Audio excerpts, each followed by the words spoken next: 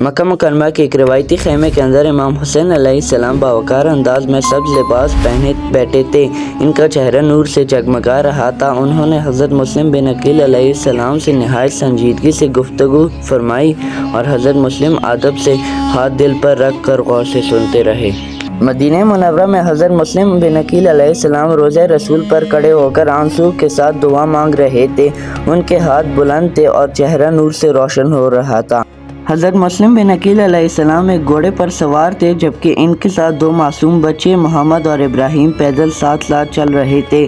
مسلم بن عقیل کوفہ کے شہر میں داخل ہوئے تو مختار نے ایک روایتی گھر کے باہر ان کا خیر مقدم کیا۔ حضرت مسلم بن عقیل سبز لباس میں تھے اور مختار سادہ کپڑوں میں تھے۔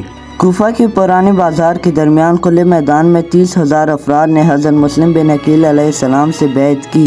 دمشق کے تاریک محل میں یزید سایہ تخت پر خون رنگ لباس میں پہنے بیٹھا تھا۔ اس کا چہرہ بگڑا ہوا اور بدصورت تھا۔ اس نے ایک خط ابن زیاد بدبخت کو دیا، جو خود بھی سرخ لباس اور بدنما شکل کا حامل تھا۔ ابن زیاد کالے زرہوں والے سپاہیوں کے ساتھ کوفے میں داخل ہوا۔ اس نے سرخ چادر اوڑھ رکھی تھی اور اس کا چہرہ مکار اور ظالم تھا۔ لوگ خوف سے اس کو دیکھتے رہے۔ حضرت مسلم سبز لباس میں نورانی چہرے کے ساتھ 9 سال ہانی کے سادہ گھر میں داخل ہوئے۔ ہانی نے نہایت ادب و احترام سے ان کا استقبال کیا۔ ہانی کو قید خانے میں زنجیروں میں جگڑ کر خون میں لت پت کیا گیا۔ ابن زیاد کے سپاہیوں نے اس پر کوڑے برسائے۔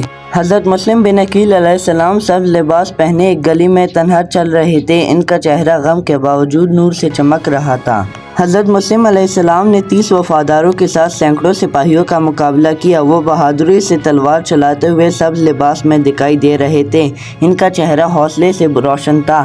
حضرت مسلم علیہ السلام تکے ماندے محمد بن کثیر کے گھر داخل ہوئے۔ محمد نے فوراً ان کو چھپا لیا۔ حضرت مسلم کا نورانی چہرہ اور سبز لباس اس گھبراہٹ بھرے ماحول میں امید کا پیغام دے رہا تھا۔ حضرت مسلم اپنے بیٹوں کے ساتھ شہر کے دروازے تک پہنچے، مگر دروازہ بند تھا اور سرخ لباس والے سپاہی پردہ دے رہے تھے۔ ایک غریب بوڑھی عورت نے حضرت مسلم علیہ السلام کو پانی پیش کیا۔ انہوں نے اپنا تعارف کرایا۔ عورت چونک گئی، پھر ان کو پناہ دی۔ حضرت مسلم علیہ السلام کا سبز لباس اور نورانی چہرہ عورت کے دل کو نرم کر گیا۔ بوڑھی عورت کا لالچی بیٹا چپکے سے باہر نکلا اور سرخ لباس والے سپاہیوں کو اشارے سے ان کے گھر کی نشاندہی کی۔ حضرت مسلم علیہ السلام تلوار لے کر باہر نکلے اور سینکڑوں سپاہیوں سے تنہا مقابلہ کیا۔ ان کا چہرہ بہادری سے دمک رہا تھا اور دشمنوں کے چہرے پر خوف طاری تھا۔ ایک زخمی سپہ سالار نے ابن زیاد کو پیغام بھیجا، یہ کوئی دکاندار یا جولاہا نہیں، یہ بنو ہاشم کا ہے۔ ایک گھات لگا کر حملہ کیا گیا۔ حضرت مسلم علیہ السلام گڑھے میں گرے اور سپاہیوں نے ان کو قابو میں کر لیا، مگر ان کا چہرہ اب بھی نور سے چمک رہا تھا۔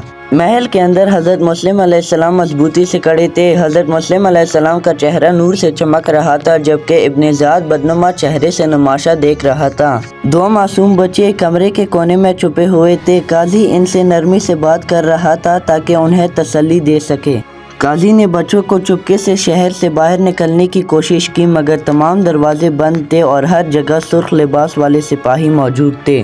سحر کے وقت بچوں کو سپاہیوں کے ساتھ چلتے ہوئے دیکھا گیا۔ ان کے چہرے معصومیت سے چمک رہے تھے، جبکہ سپاہی بدصورت اور ظالم دکھائی دے رہے تھے۔